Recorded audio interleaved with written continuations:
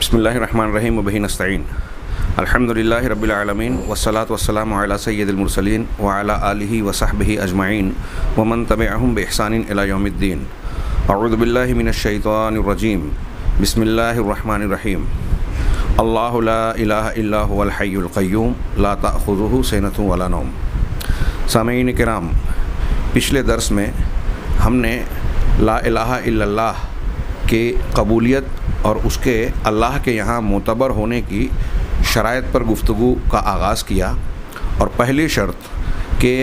لا الہ الا اللہ کے لیے سب سے اولین ضرورت یہ ہے کہ اس کا کہنے والا، اس کی گواہی دینے والا، اس کے معنی اور مدلول کو اچھی طرح جانتا اور سمجھتا ہو، اس کے علم سے جاہل نہ ہو، بلکہ اس کا صحیح معنی اور مفہوم ذہن نشین کرے اور دل سے اسے اختیار کرے. اس ضمن میں نے ایک آیت پیش کی تھی سورہ محمد کی کہ اللہ تعالیٰ نے ارشاد فرمایا فَاعْلَمْ أَنَّهُ لَا إِلَٰهَ إِلَّا اللَّهُ وَاسْتَغْفِرْ لِذَنبِكَ وَلِلْمُؤْمِنِينَ وَالْمُؤْمِنَاتِ، کہ اس بات کا علم حاصل کر لو، جان لو کہ اللہ کے سوا کوئی معبود برحق نہیں ہے، عبادت کے لائق نہیں ہے، اور اپنے گناہ کی مغفرت طلب کرتے رہو. ساتھ ہی مومن مردوں اور عورتوں کے لیے بھی بخشش و مغفرت کی دعا کرتے رہو. اس آیت کی تفسیر کرتے ہوئے شیخ عبد الرحمن بن ناصر السعدی رحمہ اللہ نے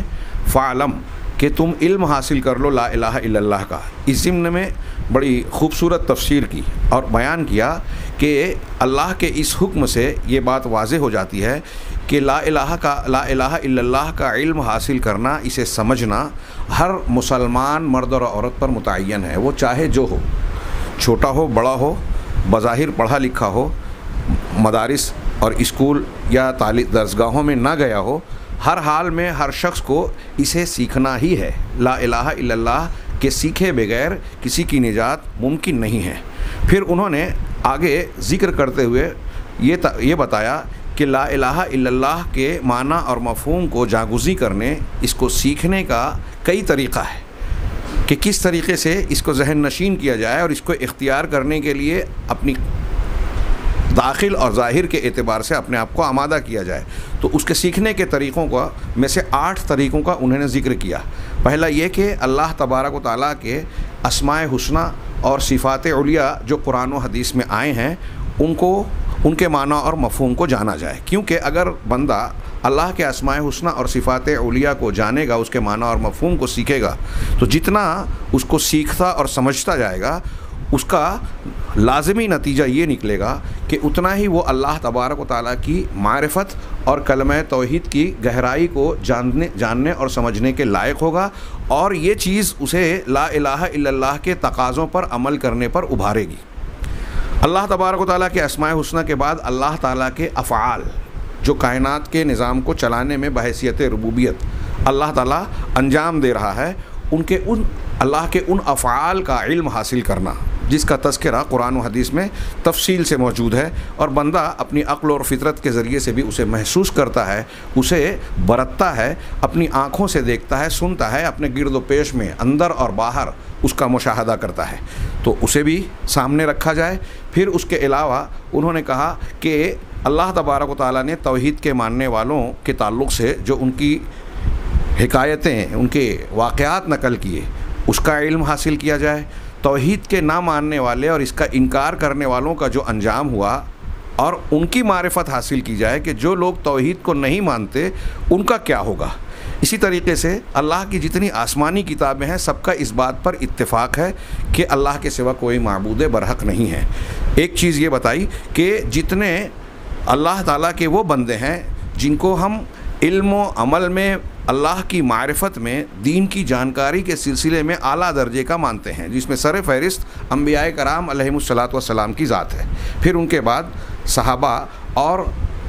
صالحین اور اولیاء درجہ بدرجہ، اس میں محدثین، مفسرین، دیگر علماء کرام جو علماء ربانیین ہیں، جو معتبر علماء ہیں، ان تمام کی مشترکہ گواہی ہے. بلکہ قرآن نے کہا شہد اللہ انہ لا الہ الا اللہ والملائکۃ واولو العلم. اللہ نے بھی اس بات کی گواہی دی کہ اللہ کے سوا کوئی معبود برحق نہیں، فرشتوں نے بھی اور اولو العلم بھی. جو علم والے لوگ ہیں، اس میں اہل علم کی جو صحیح علم والے ہیں ان کی انتہائی زبردست فضیلت اس آیت سے ثابت ہوتی ہے، جیسا کہ علامہ ابن قیم اور دوسرے علماء نے اس آیت کی روشنی میں بیان کیا کہ اللہ تبارک و تعالیٰ نے اپنی گواہی کا ذکر کیا. انشاءاللہ اس پر ہم اگلے دروس میں گفتگو کریں گے. پھر اس کے بعد فرشتوں کی گواہی کا، اور فرشتوں کے بعد اللہ تعالیٰ نے اپنی مخلوق میں اہل علم کا ذکر کیا. تو علامہ ابن قیم رحمہ اللہ فرماتے ہیں کہ اگر علماء دین، علماء ربانیین سے بڑھ کر درجے اور مرتبے میں کوئی اور بھی ہوتا تو اللہ تبارک و تعالیٰ ان کا تذکرہ کرتا.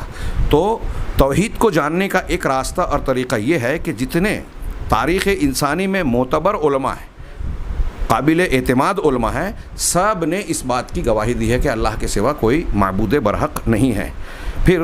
8 طریقے اس طرح بیان کرنے کے بعد شیخ رحمہ اللہ نے یہ کہا کہ ان سب کا جامع ہم دیکھیں تو اللہ تبارک و تعالیٰ کی کتاب کا مطالعہ، اس میں تدبر کرنا، قرآن کی آیتوں کو سمجھ کر اس کے معنی اور مفہوم اور صحیح مراد اور صحیح تفسیر کے اصولوں کی بنیاد پر اس کو اگر کوئی بندہ پڑھے گا اور غور و فکر کرے گا تو قرآن کے ایک ایک صفحے پر، ایک ایک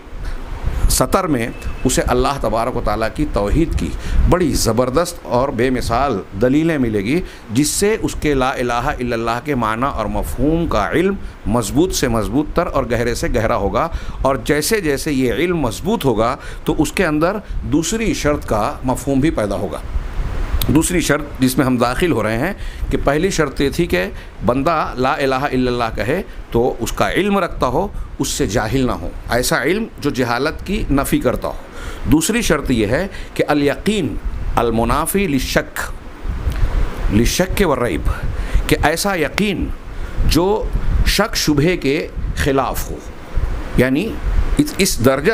اعتماد اور یقین حاصل ہو بندے کو لا الہ الا اللہ کے معنی اور مفہوم پر کہ اس میں شک و شبہ کی کوئی بھی گنجائش موجود نہ رہے. اگر شک ہے تو وہ ایمان ٹھیک نہیں ہوگا، اللہ تعالیٰ کے یہاں معتبر نہیں ہوگا. آگے یہ کہتے ہیں کہ جو یقین کی شرط کا ذکر کیا جا رہا ہے اس کا معنی ہوتا ہے،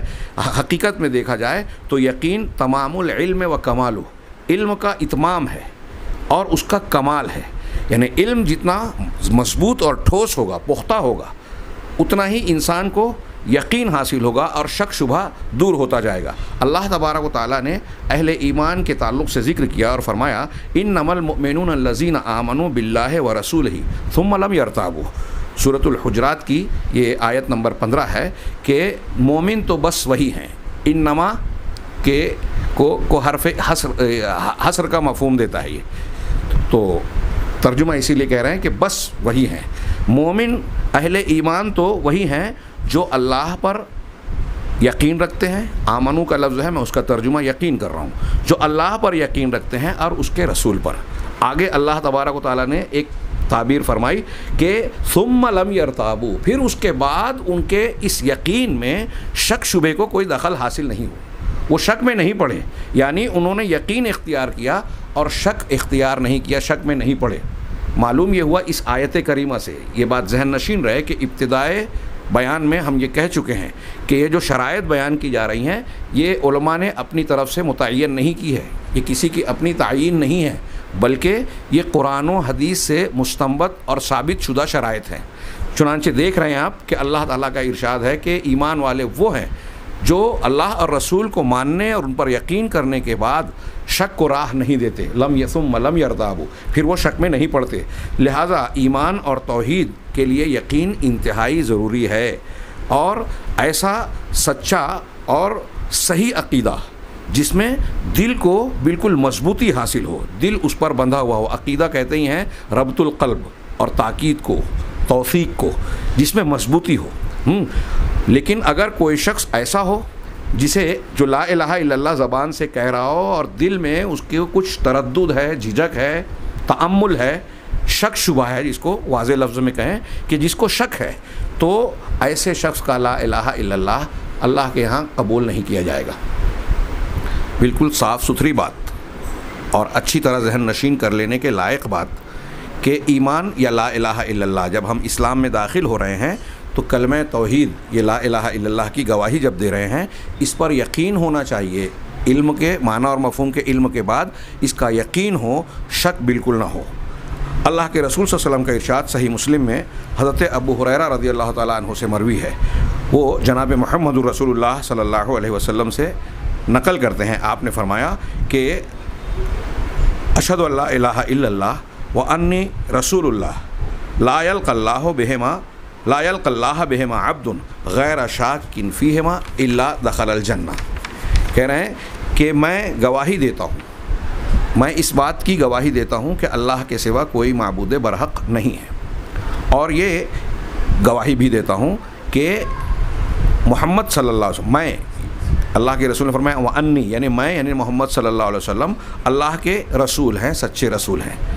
جو شخص ان دونوں، کوئی بندہ، اللہ کے نبی صلی اللہ علیہ وسلم نے کہا کہ کوئی بھی بندہ ان دونوں کے گواہیوں کے ساتھ اگر اللہ سے ملاقات کرتا ہے، لیکن شرط آپ نے کیا رکھی اس میں؟ غیر شاکن فیہما، ان دونوں میں شک نہ کرتے ہوئے۔ اس سے پتہ یہ بھی چلا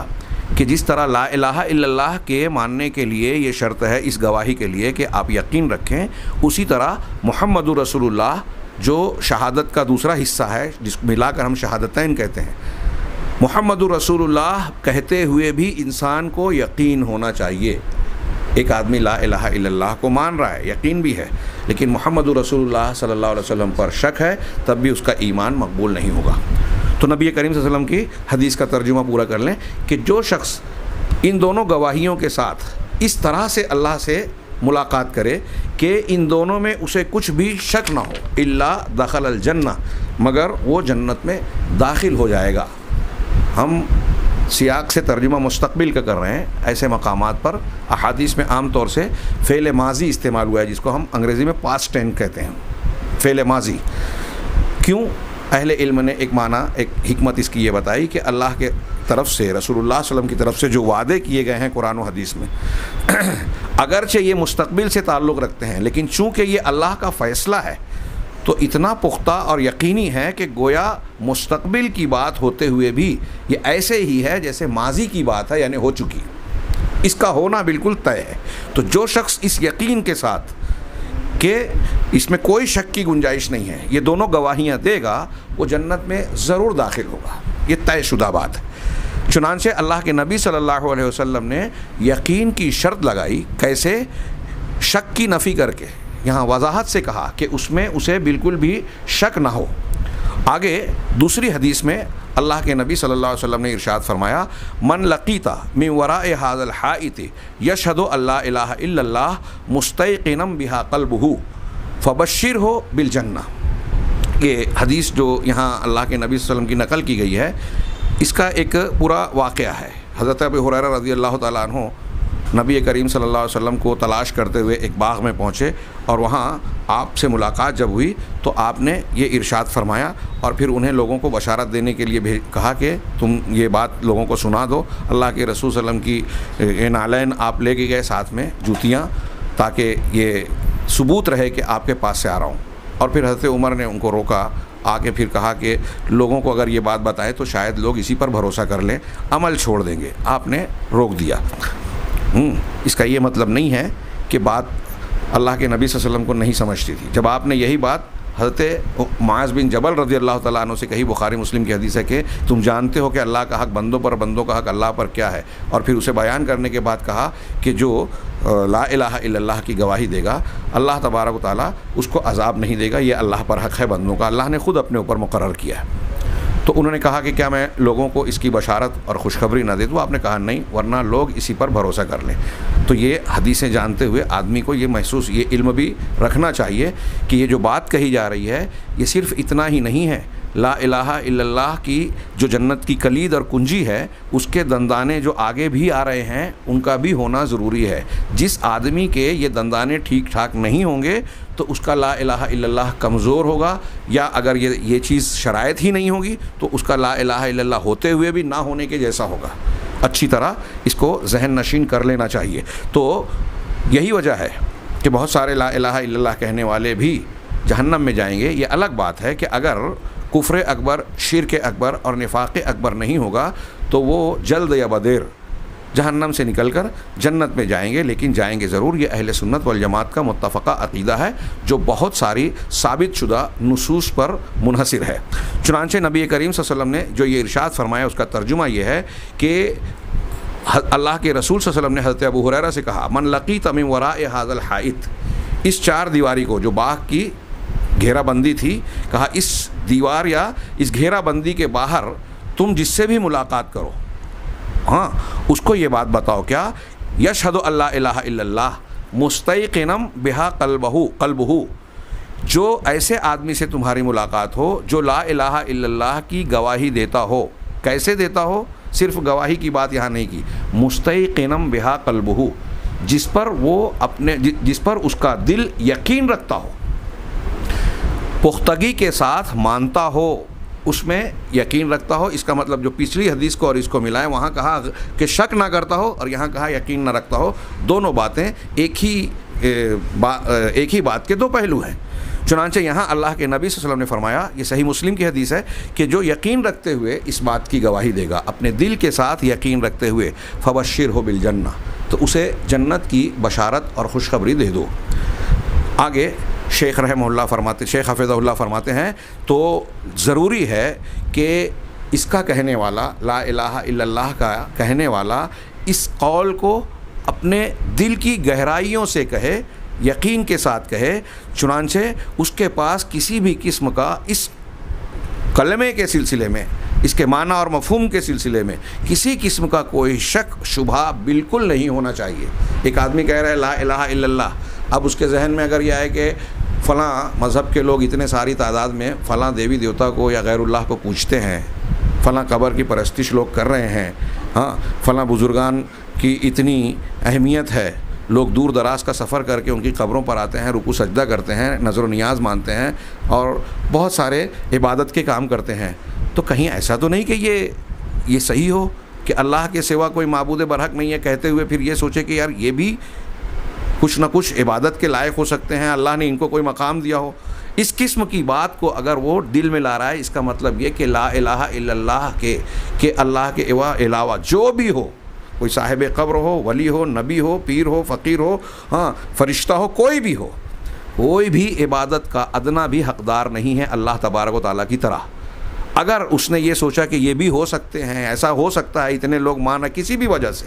تو گویا اس کو یہ کلمہ پڑھنے میں اس کے معنی اور مفہوم میں شک ہے، اور اگر یہ شک آ گیا تو اس کا ایمان قرآن کی اور حدیث کی دلیلوں کی بنیاد پر اللہ کے یہاں معتبر اور قابل قبول نہیں ہو سکتا۔ چنانچہ ضروری ہے کہ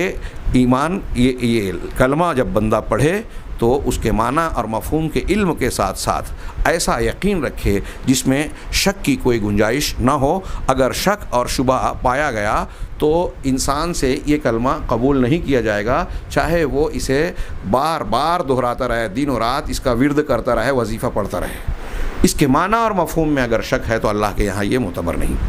یہ بھی دوسری شرط۔ تیسری شرط جو لا الہ الا اللہ کو قابل قبول، معتبر اور مفید بناتی ہے، وہ ہے الاخلاص المنافی للشرک والریا۔ اخلاص جو خلاف ہے، مخالف ہے، کس چیز کے؟ نفی کرنے والا ہے کس چیز کی؟ شرک کی اور ریاکاری کی۔ ایک آدمی نماز پڑھ رہا ہے بظاہر اللہ کے لیے، دل میں یہ خیال آ گیا کہ لوگ مجھے اچھا سمجھیں، عبادت گزار جانیں یا میری تعریف کریں، شہرت طلبی یا دکھاوا مقصود آ گیا، تو یہ ریا ہے، دکھاوا ہے، شرک خفی، یعنی اندر سے یہ شرک ہوتا ہے، اور یہ بڑی خطرناک چیز ہے۔ بندہ اللہ ہی کو عبادت کے لائق مان رہا ہے، لیکن دل میں یہ خیال آ گیا کہ میرے فلاں نیک عمل سے جو اللہ کے لیے بظاہر میں کر رہا ہوں، لوگ خوش ہوں، لوگ میری تعریف کریں، لوگوں میں میری شہرت ہو، میری نیکی اور صالحیت کا سکہ بیٹھے۔ اگر اس قسم کا مقصد ذہن و دماغ میں کسی بھی عبادت کے تعلق سے آ گیا، یہ ریا ہے، دکھاوا ہے، اگرچہ یہ شرک اصغر ہے، لیکن اس کے آ جانے کی وجہ سے اللہ تبارک و تعالیٰ کے یہاں اخلاص نہیں رہا، لہٰذا اللہ کا اخلاص نہیں رہا، لہٰذا اللہ کے یہاں وہ عمل قابل قبول نہیں ہوگا۔ یہ تو چھوٹا شرک ہے، جس عمل میں داخل ہوگا وہ عمل باطل ہو جائے گا، وہ رد ہو جائے گا۔ لیکن شرک اکبر اگر ہے، ایک انسان نے مثال کے طور پہ سجدہ کرنا، دعا کرنا، نظر و نیاز کرنا، قربانی کرنا، ذبح کرنا، اللہ پر جو توکل کیا جاتا ہے عبادت کے اور اس کو سارے اختیارات کا مالک سمجھ کر، اس میں کسی کو حصے دار مان کر کسی اور پر ویسا توکل کرنا، کسی اور سے ویسا خوف رکھنا، خوف سر یا خوف عبادت جو اللہ سے رکھا جاتا ہے، اگر ان میں سے کسی چیز کو اور اس طرح کی دوسری عبادات میں سے کسی ایک بھی نوع کو، قسم کو اگر بندے نے غیر اللہ کی طرف پھیرا تو یہ شرک اکبر ہو گیا۔ اب یہ چاہے وہ روز نہ کرتا ہو، سال میں ایک مرتبہ کر رہا ہو، 10 سال میں ایک مرتبہ کیا ہو، یا زندگی میں ایک مرتبہ کیا اور توبہ نہیں کر پایا، توبہ نہیں کیا، شرک اکبر کا ارتکاب کیا اور اس سے سچی توبہ نہیں کی اور اسی پر مر گیا، تو انسان شرک پر مرا، اور ایسی صورت میں اس کے ایمان میں اخلاص نہیں رہا، اس کی توحید اور اس کے لا الہ الا اللہ میں اخلاص نہیں رہا، یعنی خالص اللہ کے لیے ہونا یہ نہیں رہا۔ اور جب اخلاص نہیں رہا تو آگے آپ دلائل سنیں کہ اللہ کے یہاں ایسا دین، ایسا ایمان، ایسا کلمہ توحید مقبول نہیں ہوتا۔ تو تیسری چیز یہ ہے کہ شرک کی بالکلیہ نفی، انسان اپنے قول ہی سے نہیں، لا الہ الا اللہ جب کہہ رہا ہے تو یہ کہہ رہا ہے کہ اللہ کے سوا کوئی معبود برحق نہیں، تو زبان سے کہہ رہا ہے کہ دوسرے ہر ایک کی عبادت کا میں رد کر رہا ہوں، یعنی شرک کو نہیں مانتا۔ لیکن اگر وہ عمل میں شرک لا رہا ہے یا دل میں کچھ اس طرح کے عقائد کو اختیار کر رہا ہے جو لا الہ الا اللہ کے منافی ہے، فلاں بھی اللہ کی طرح فلاں چیز میں ہے، کوئی اس طرح سے عقیدہ رکھ رہا ہے، تو یہ شرک اکبر ہوگا، اور شرک اکبر کے آ جانے سے اس کا لا الہ الا اللہ ہی ٹوٹ جائے گا، اور لا الہ الا اللہ ٹوٹ گیا تو اس کا مطلب ہوتا ہے آدمی اسلام سے خارج ہو گیا۔ اب اس کی نیکیاں، اس کی عبادتیں، اس کے ساری محنتیں جو اللہ کے لیے وہ کر رہا ہے وہ اللہ کے یہاں قابل قبول نہیں ہوگا، اس لیے کہ ایمان شرط ہے اعمال کی قبولیت کے لیے، اخلاص شرط ہے اعمال کی قبولیت کے لیے۔ چنانچہ شیخ عبدالرزاق کہتے ہیں کہ اللہ تبارک و تعالیٰ نے اخلاص کی شرط کو بیان کرتے ہوئے جیسا کہ اللہ تعالیٰ نے ارشاد فرمایا وَمَا أُمِرُوا إِلَّا لِيَعْبُدُوا اللَّهَ مُخْلِصِينَ لَهُ الدِّينَ، کہ انہیں حکم نہیں دیا گیا مگر صرف اس بات کا کہ وہ اللہ کی عبادت کریں، دین کو اس کے لیے خالص کرتے ہوئے، اخلاص کو اختیار کرتے ہوئے، دین میں اخلاص ہو۔ کسی اور کو اس میں کسی بھی طریقے سے اگر انسان عقیدتاً شریک کرے یا عارضی طور پہ جیسا کہ ریاکاری میں ہوتا ہے، شہرت طلبی وغیرہ کا عمل تو اللہ ہی کے لیے کر رہا ہے، بس خیال شامل ہو گیا، عقیدہ نہیں، تو یہ بھی شرک اصغر ہوگا۔ اللہ تعالیٰ نے فرمایا کہ اخلاص کے منافی ہر چیز کو صاف کر کے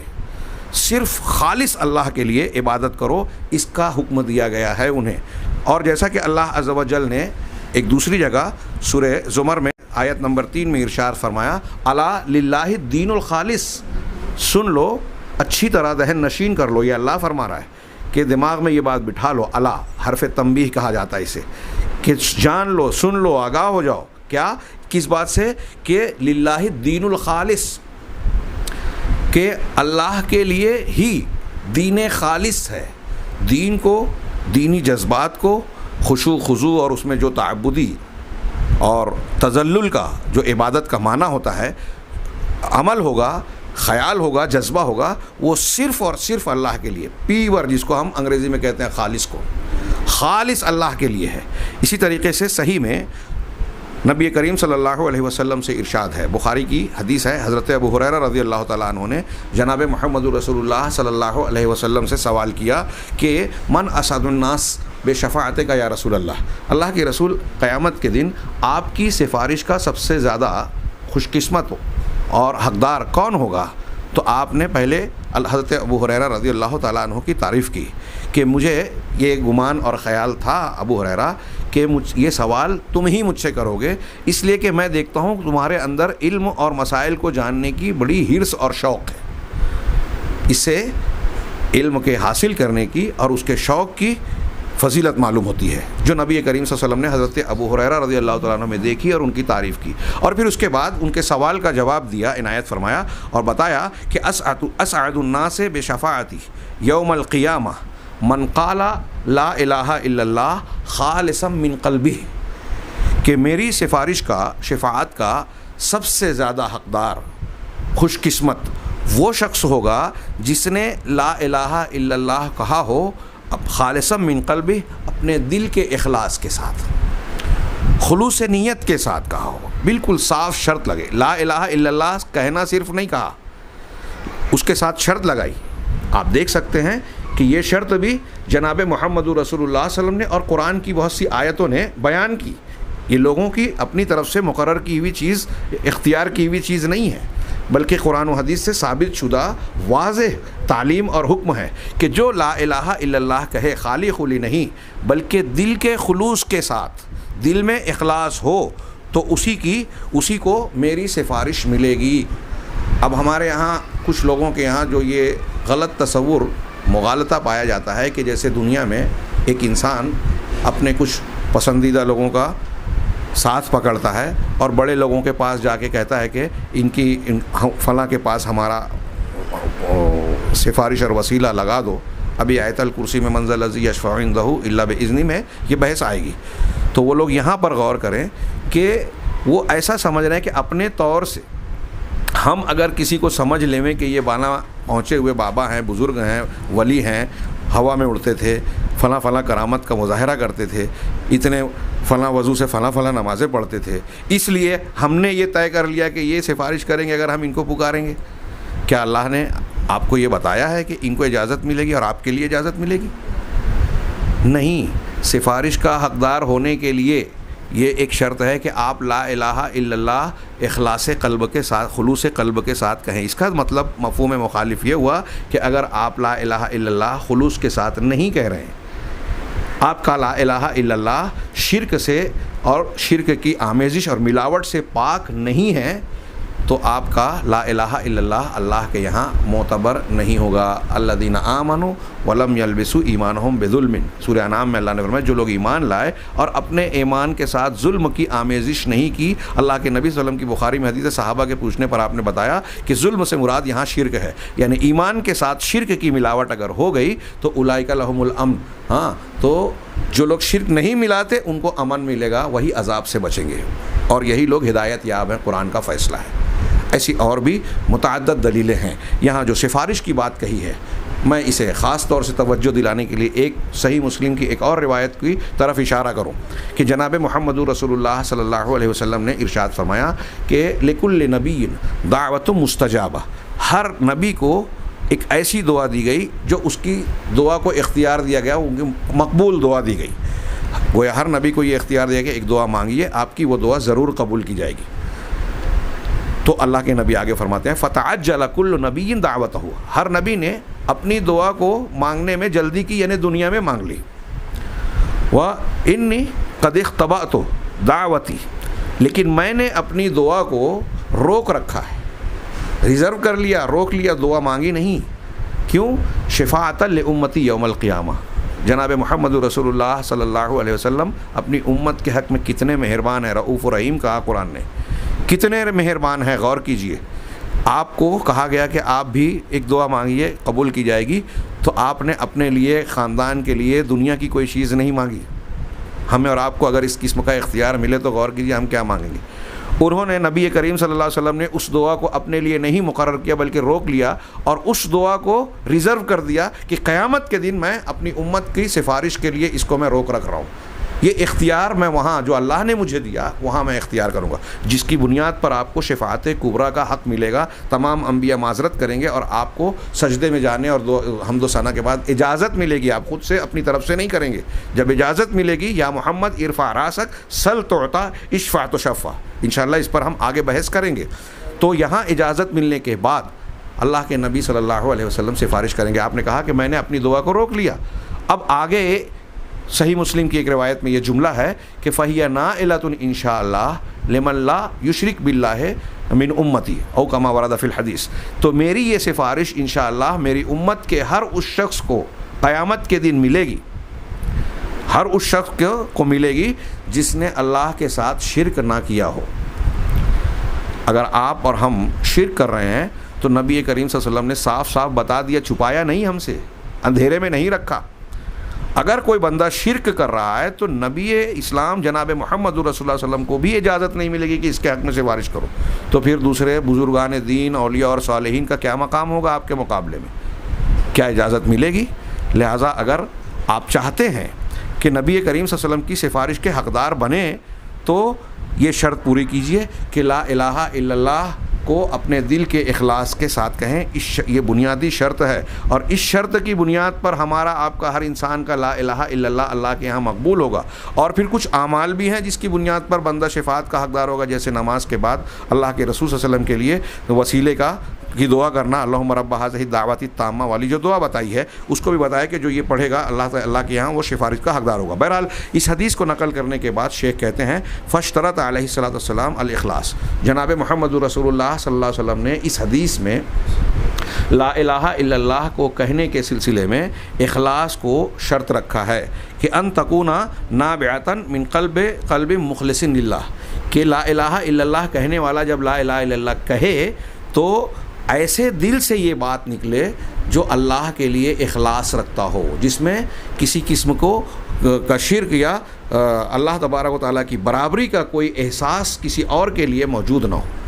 ایک بندہ اگر لا الہ الا اللہ کہہ رہا ہے، لیکن اگر وہ کائنات کی کسی بھی ہستی کو، وہ آسمان کی مخلوقات ہوں، زمین اور کائنات کی مخلوقات ہو، جمادات نباتات میں سے، مظاہر قدرت میں سے،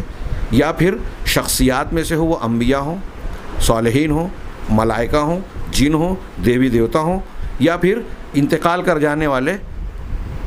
بزرگان اور اچھے لوگ ہوں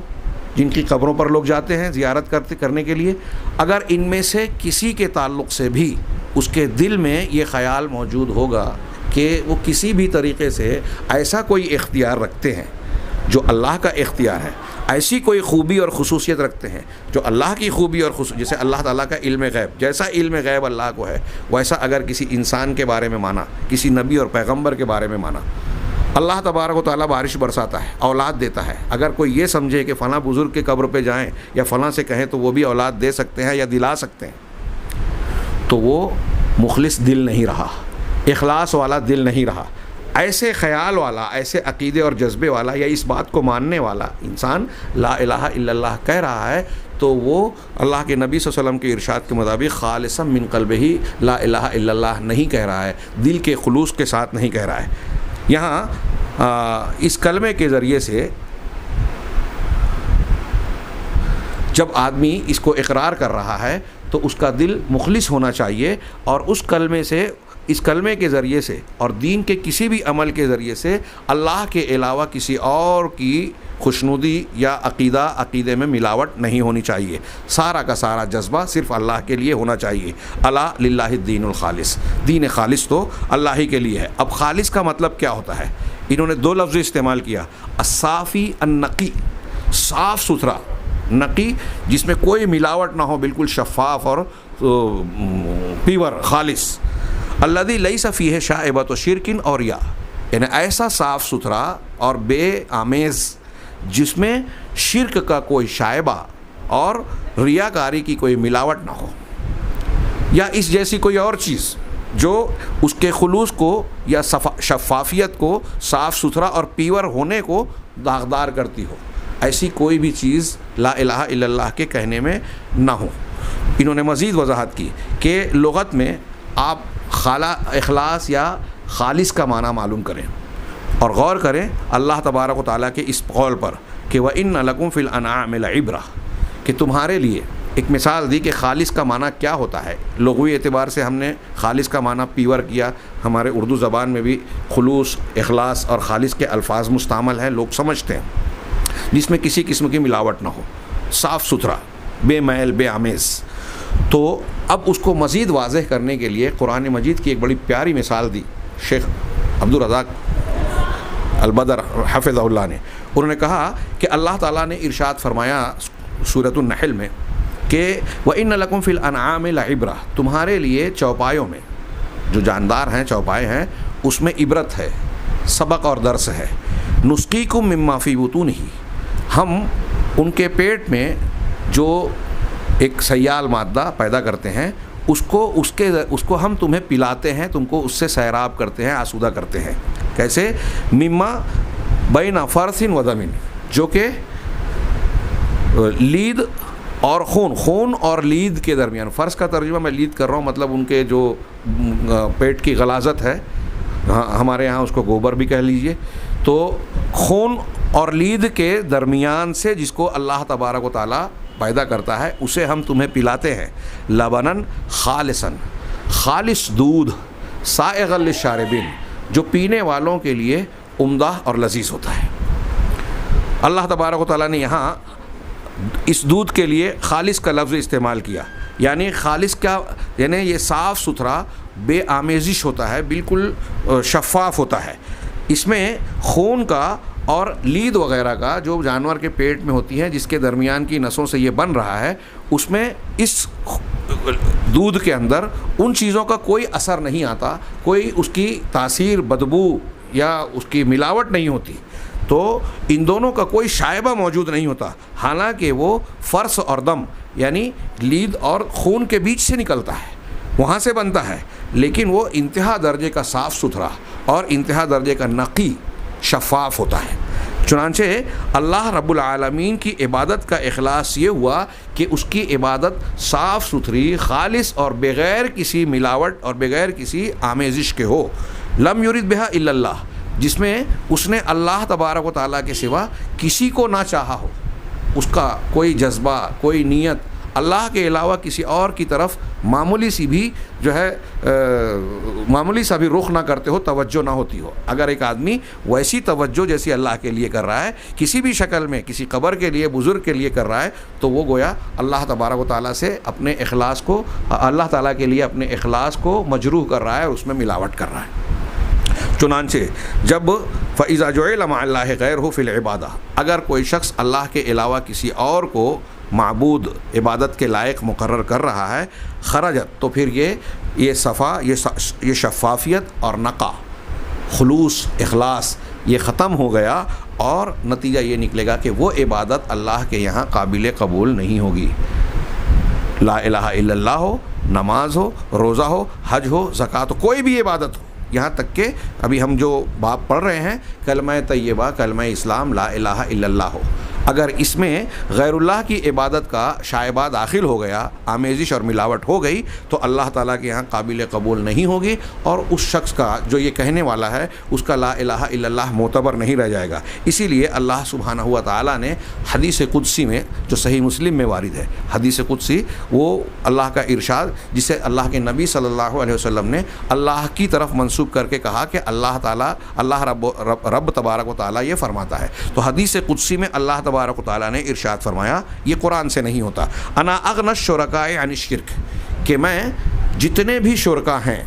شریک کیے جاتے ہیں اللہ کے ساتھ، جن جن لوگوں کو عبادت میں شریک کیا جاتا ہے کسی بھی سطح پر، تو ان شرکا میں جن کو شریک بنایا جا رہا ہے ان میں شرک سے سب سے زیادہ بے نیاز ہوں۔ ہاں، من عمل عمل، مطلب مجھے ایسی چیزیں چلتی ہی نہیں یا قابل قبول ہی نہیں ہیں جس میں ملاوٹ ہو جائے۔ دنیا کے شرکا کا چلے گا، آپ ہم کسی چیز میں مشترک ہو جائیں، پارٹنر بن جائیں کہ یہ آدھا آپ لے لیجئے، آدھا میں لے لوں، یا یہ فلاں کے لیے بھی اور تمہارے لیے بھی ہے، تو دنیا میں لوگوں کے لیے شرکا اختیار کر لیں گے، استعمال کر لیں گے، لیکن اللہ نے کہا کہ اس طرح سے اگر کوئی عبادت میں، عمل میں، دین میں، عقیدے میں، توحید کے کلمے میں اگر کوئی میرے لیے بھی کر رہا ہے، کسی اور کے لیے بھی، تو پھر میں ایسی چیز سے بے نیاز ہوں جس میں کسی اور کو ساجیدار بنا دیا گیا۔ اللہ نے آگے ارشاد فرمایا، من عمل عملا اشرک فیہ معی غیری ترکتہ وشرکہ، جس نے کوئی بھی ایسا عمل کیا جس میں مجھے، میرے علاوہ، میرے ساتھ کسی اور کو بھی شریک ٹھہرا دیا، اس میں ملاوٹ کر دی، ملا دیا، تو میں اسے بھی چھوڑ دیتا ہوں اور اس کے شرک کو بھی۔ بالکل صاف ارشاد ہے کہ آپ نے اللہ کے لیے کوئی عمل کیا، لیکن ساتھ ہی ساتھ آپ نے کسی اور کو بھی مقصود بنا لیا اپنا، چاہے وہ دکھاوا ہو، شہرت طلبی ہو، یا وہ عمل آپ خالص کسی اور کے لیے کر رہے ہو جو اللہ کے لیے خاص ہے،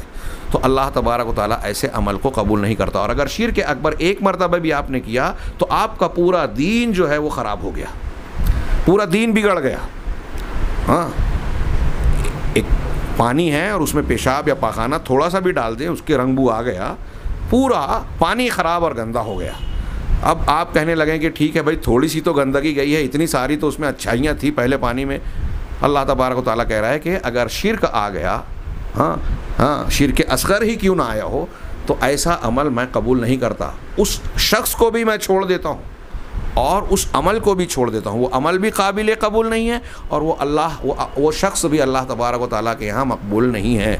بہت اچھی طرح سے ان معنی اور مفہوم کو سمجھنا چاہیے، سنجیدگی پر سے غور کرنا چاہیے۔ یہ کوئی چھوٹی موٹی بات نہیں ہے، معمولی چیز نہیں ہے۔ ایک بندہ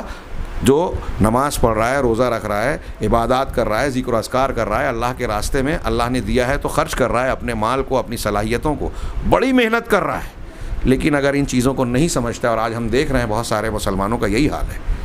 دین کے سلسلے میں محنتیں کر رہے ہیں لیکن ان کے عقیدوں میں اخلاص نہیں ہے، ان کے لا الہ الا اللہ میں خلوص نہیں ہے، ان کی عبادات میں اخلاص نہیں ہے۔ کیوں؟ کہیں وہ کسی قبر پہ جا کے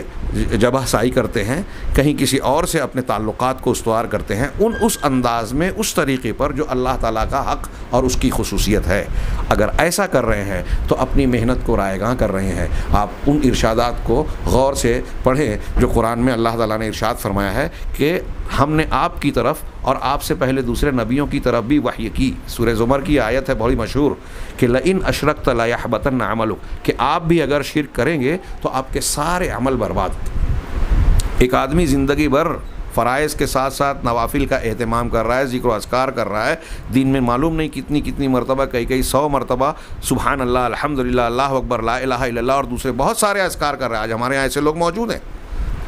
لیکن اللہ کے رسول صلی اللہ علیہ وسلم نے فرمایا کہ اگر اللہ تعالیٰ ارشاد فرمائے کہ اگر آپ بھی نبی سے کہہ رہے ہیں، نبی سے شرک کے ہونا محال ہے، لیکن اس معاملے کی شدت اور اس کی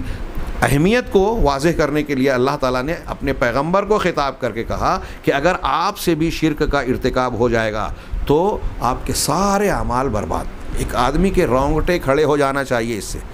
اور اس ایک آیت کی بنیاد پر ایک مسلمان کا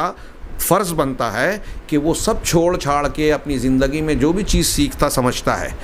ان کو چھوڑ کر ترجیح دے گا اس بات کو سیکھنے میں کہ اللہ کے ساتھ شرک کیا ہے، کس کو کہتے ہیں، کون سی چیزوں سے شرک ہوتا ہے، کون سے الفاظ اور کون سی چیزیں ہیں کہ زبان سے شرک ہوتا ہے، زبانی شرک ہوتے ہیں، دل سے شرک ہوتا ہے، عمل سے شرک ہوتا ہے۔ تو ایک مسلمان بندہ یہ سوچے گا کہ میری محنت پوری زندگی کی محنت رائے گاں نہ ہو، میری نمازیں اللہ کے یہاں رد نہ ہو، میری زکوٰۃ، میرا انفاق، میری تسبیحات، میرے ذکر و اذکار، دعائیں اور نہ جانے کیا کیا میں نے محنت کی ہے، یہ سب رد نہ ہو جائے۔ اس کے لیے ضروری ہے کہ میں اپنے عقیدے کو، اپنے لا الہ الا اللہ کو، اپنے کردار اور عمل کو، اپنے زبان کو شرک سے بالکل صاف کر لوں، تبھی میرا عمل، میرا دین خالص ہوگا اور اللہ تبارک تعالیٰ خالص دین کو ہی قبول کرتا ہے۔ کتنی اہم بات ہے، لیکن لوگ کتنے غافل ہیں۔ یہ اس بات کی جتنی اہمیت ہے اتنا ہی لوگ غافل ہیں۔ میں نے اسی لیے سامعین کرام ضروری سمجھا کہ توحید کے سورہ آیت الکرسی کی وضاحت اور اس کے معنی اور مفہوم پر تدبر کرتے ہوئے توحید کا جہاں معنی اور مفہوم ہم سمجھیں، وہاں اس کی شرائط کو قدر تفصیل سے سمجھیں، اور میں کسی قدر تفصیل سے بیان کر رہا ہوں۔ یہ حدیث نقل کرنے کے بعد شیخ کہتے ہیں اخلاص کی جگہ، محل، کس جگہ میں اخلاص ہوتا ہے؟ اس کا اخلاص کا منبع اور سرچشمہ، اس کی جگہ دل ہے۔ ہاں،